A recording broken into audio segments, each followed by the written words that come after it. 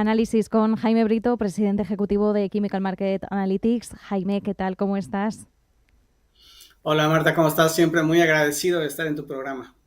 Muchísimas gracias, como siempre, por acompañarnos. Bueno, ha sido una semana que nos tiene a todos agotados.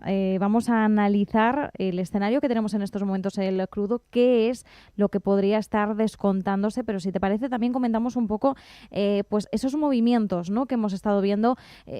No sé si calificarlos de erráticos, pero desde luego han sido movimientos que a todos nos han tenido en vilo, porque han ido a golpe de las noticias que hemos ido conociendo en materia de política arancelaria por parte de Donald Trump. El Brent y el West Texas ahora mismo están presentando subidas, pero bien sabemos que no ha sido así a lo largo de la semana. ¿Cómo has visto la reacción del petróleo ante este recrudecimiento entre la guerra comercial de China y Estados Unidos? Así es, Marta, creo que es un tema muy fascinante, muy interesante y te lo dice alguien que ya lleva cerca de 30 años dándole seguimiento diario a los precios del petróleo. Me parece que podemos partir el análisis en dos secciones. La primera es definitivamente, como comentas, los movimientos de esta semana. El Brent comenzó rondando entre los 62 a 63 dólares por barril esta semana, llegó a tocar los 58 a mitad de semana con el tema del incremento de los aranceles adicionales a China y para el día de hoy regresa a esos niveles con los que comenzó. Entonces prácticamente estamos en la misma situación. Pero la segunda parte que me parece muy interesante y que nos invita a quitarnos un poco de este día a día, de este corto plazo, de la reacción de minuto a minuto, ya que dijéramos todo lo que ha ocurrido desde enero a la fecha, creo que definitivamente lo que nos están mostrando los precios del petróleo en este momento como conclusión es que siempre hemos analizado los precios del crudo como una balanza entre oferta y demanda y los dos variables siempre se digieren en un mismo precio del petróleo y es lo que analizamos junto contigo cada semana, pero en estas semanas en particular, con el anuncio de la semana pasada del 2 de abril, lo que yo creo que está pasando, lo que veo evidentemente es que la variable, lo que tiene que ver con la oferta, la estamos haciendo a un lado de la ecuación, porque por un lado tenemos oferta asegurada, entre comillas, porque con todo este cambiante tema de los aranceles, ya se anunció que las importaciones, las transacciones de crudo de energía canadiense, mexicana, etcétera, que llega a los Estados Unidos no se tocan con los aranceles, no aplican ahí los aranceles, hay arancel cero. Y en segundo lugar, la OPEP ya dijo la semana pasada que está todo el crudo disponible, que están dispuestos a incrementar producción a pesar de las perspectivas económicas. Entonces yo con esto lo que veo es qué pasaría, Marta, en un mercado imaginario en donde tuvieras toda la oferta que tú necesitas del suministro de crudo, no te preocupas, y la única variable por la que vas a estar reaccionando diariamente va a ser el precio. Y es lo que está pasando precisamente en este momento, en mi opinión, que lo que estamos viendo es eh, la incertidumbre que tiene que ver con el comercio internacional, con la economía y con la demanda, que va a ser un tema de largo plazo, de mediano plazo. Entonces, a donde está ahorita el precio del crudo es precisamente ya sea el comienzo del precipicio para que caiga más la demanda conforme se vayan empeorando las cosas, o a lo mejor un incremento en la demanda, dependiendo si se llegaran a echar para atrás algún tema de aranceles o haya más negociaciones en el mediano plazo. Muy interesante. Mientras, Jaime, claro, comentamos, ¿no?, un poco el escenario que tenemos, el contexto por el que hemos visto estos movimientos en el crudo.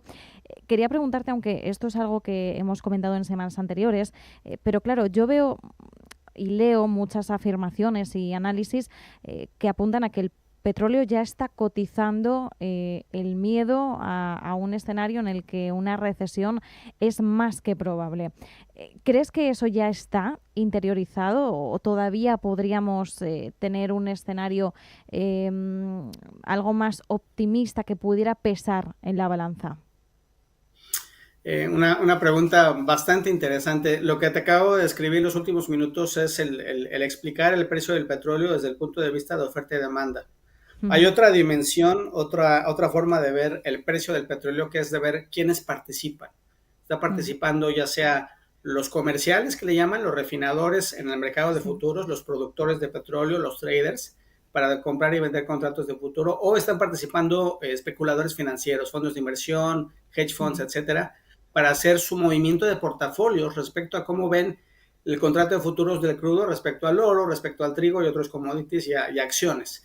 En este momento, Marta, creo que ya llevamos del 2022-23 a la fecha con una muy baja participación de los especuladores, de los no comerciales, en los mercados de futuros del crudo. Entonces, lo que te quiero decir con esto es que si de entrada la gran mayoría de los que están ahorita definiendo el precio, ese piso de 60 a 63 dólares por barril para el Brent, son los comerciales, los refinadores, los productores, ellos no se adelantan, ellos no dicen, hoy, ya digerí que puede haber una recesión y entonces el Brent está en 63.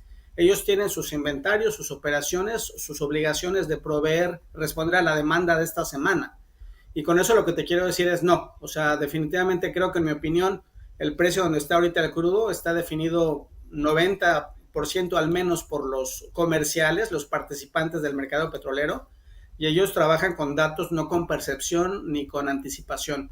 Para que eso suceda, para que haya mucho más volatilidad y ya estuviera digerido, tendría que haber mucho más especuladores financieros en el mercado petrolero, pero eso pasaría solamente si bajarían mucho más las tasas de interés para que se atrajera más inversión especulativa a los contratos de futuros del petróleo, lo cual no ha ocurrido.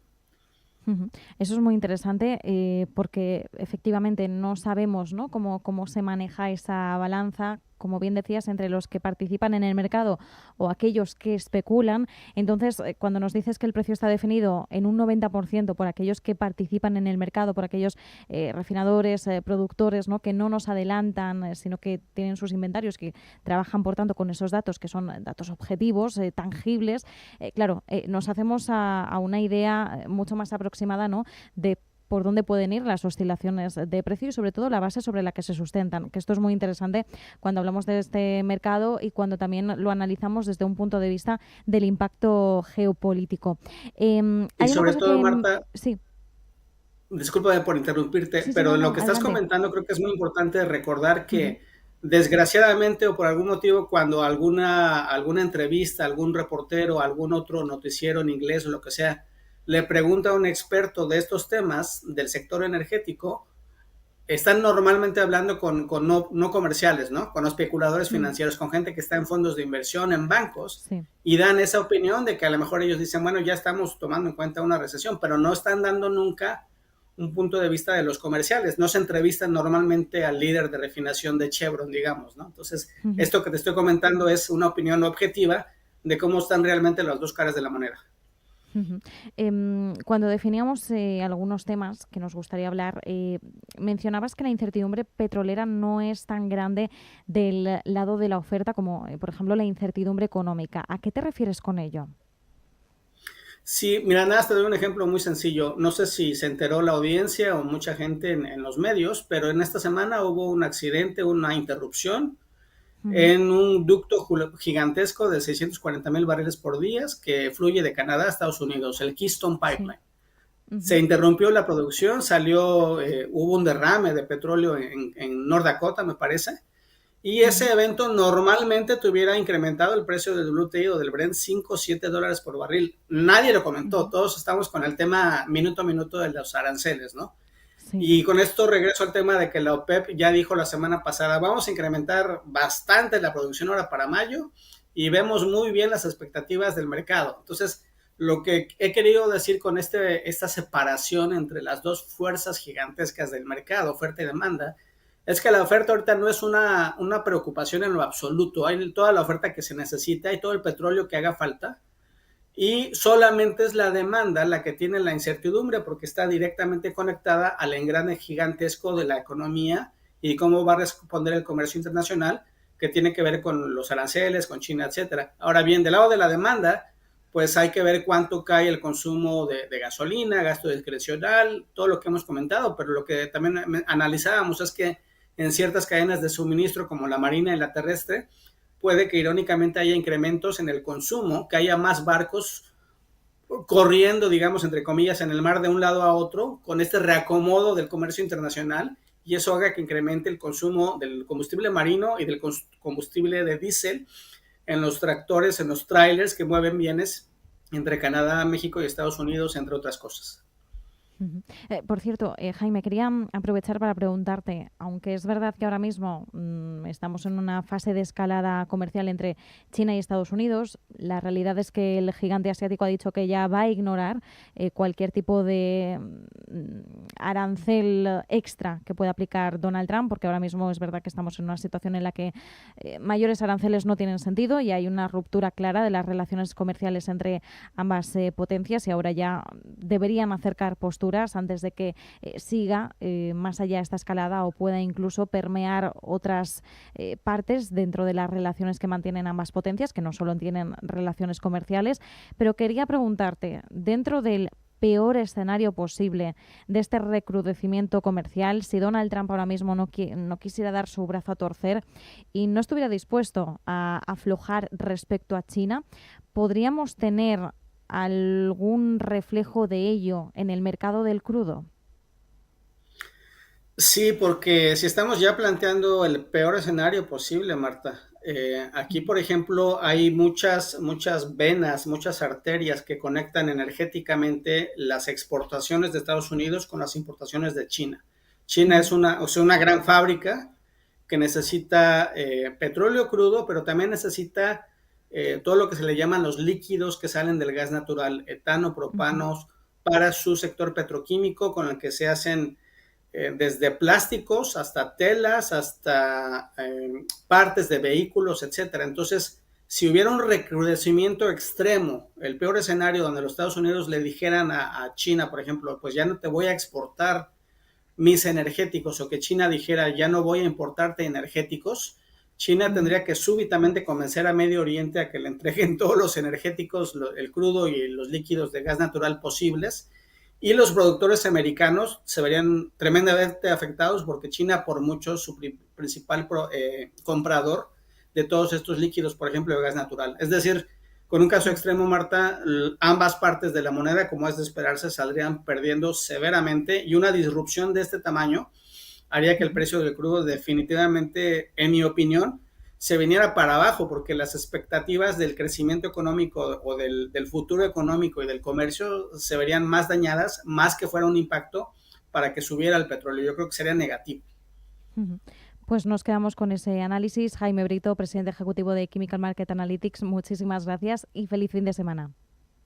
Igualmente, muchas gracias. Hasta luego.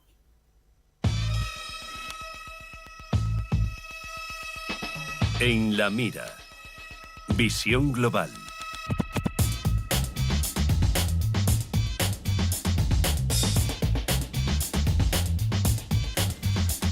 Y como todas las semanas, como todos los viernes, llega el momento del análisis técnico sobre dos valores. En este caso, hoy hablamos de Visa y Mastercard. Análisis de la mano de Raúl Calle, analista de eBroker. Vamos a analizar en el análisis técnico de hoy las dos empresas de medios de pago más importantes de entre las que cotizan en Wall Street. Vamos a analizar Visa y Mastercard. Y vamos a ver que, pese a ser dos empresas distintas, al estar dentro del mismo sector y ser una competencia directa y ser las dos más relevantes, su cotización en el muy largo plazo e incluso en el corto plazo es muy similar. Vamos a ver el caso de actualmente, vamos a ver el primer caso que tenemos Visa, que ya tenemos el gráfico en pantalla. Y lo que podemos comprobar nada más ver el gráfico, lo primero que vemos es que de muy largo plazo, en el muy largo plazo, está en una tendencia alcista y en una revalorización muy importante. Lo que pasa es que ahora tendremos que ver más en el medio y corto plazo. Pero en muy largo plazo, por ejemplo, en el 2016, precios de hace casi 10 años, estaba cotizando en torno a los $76. Actualmente está cotizando en el entorno de los $326, $327. O sea que hay una muy fuerte revalorización, pero sí que es cierto que ahora tendremos que verlo más de medio y corto plazo. Entonces, si acercamos un poco más el gráfico, lo que podemos comprobar es que tiene unos mínimos en octubre de 2022, desde esos mínimos de octubre de 2022 hasta sus máximos históricos, se revaloriza casi un poco más de un 110%, un 113, 114%, hasta los máximos históricos, que como decimos son precios de marzo de 2025, relativamente recientes. Pero es que, sin embargo, una vez que realiza estos máximos, vamos a acercar un poco más el valor, actualmente está en curso en un movimiento correctivo muy fuerte, como está sucediendo también con otras muchas empresas por los días de alta volatilidad que estamos teniendo actualmente. Y desde los máximos históricos de marzo de 2025 sobre los precios actuales está cayendo en torno a un 10-11%. Vemos que hay esa fase correctiva, pero sin embargo hay rebotes dentro de esa fase correctiva. Entonces, ahora mismo lo que habría que vigilar en caso de, vamos a ampliar un poco más el gráfico, en caso de que continuase con la corrección que viene desde principios de marzo de este año, en caso de continuar, habría que vigilar que no perdiese con claridad y contundencia el rebote de los 290, el soporte, perdón, de los $290, que son precios que se registraron en septiembre de 2024. En caso de perderse, nos iríamos al segundo nivel de soporte, que son precios que se registraron en julio, en el entorno de los $252,50. En el supuesto de que hubiese un giro de vuelta sobre la tendencia de corto plazo, lo más razonable sería acercarse a testear los máximos históricos, que son precios de marzo de 2025, cuando registró los $366. Ahora vemos el caso de Mastercard y vemos que es algo bastante similar. Por ejemplo, en el año 2016 estaba cotizando en torno a los $85-86 y actualmente está cotizando en torno a los $501-502. Vemos que tiene un movimiento impulsivo muy fuerte, con una regularización muy fuerte, pero sin embargo, y al igual que sucede en el caso de Visa, lo que podemos comprobar es que tiene un proceso correctivo también desde, en este caso, también justo desde principios de marzo exactamente igual, desde principios de marzo de 2025 está en un proceso correctivo. Vemos que desde los mínimos de octubre de 2022, vamos a calcular la revalorización desde los mínimos de octubre de 2022 hasta los máximos históricos, el valor se revaloriza pues casi similar a lo que hizo Visa, se revaloriza casi un 114%. Estos máximos históricos se producen en marzo de 2025, cuando alcanzan los $581, pero sin embargo, una vez que registra estos máximos históricos, ahora mismo estaría en un movimiento correctivo que le está haciendo perder casi un 14% sobre los precios actuales. Entonces, en el caso de que, vamos a verlo claramente en el gráfico, en el caso de que hubiese un movimiento correctivo de continuidad, o sea, tuviese una continuidad del movimiento correctivo de corto plazo que está efectuando, habría que vigilar que no perdiese el nivel de los $429-430, que son precios de julio del año 2024. En el supuesto de que hubiese un giro de vuelta en el corto plazo sobre la tendencia bajista actual y hubiese un giro de vuelta y retomase la senda alcista del muy largo plazo, lo razonable sería acercarse a testear los máximos históricos, que como decimos son precios de principios de marzo de este año 2025, cuando registra los $581.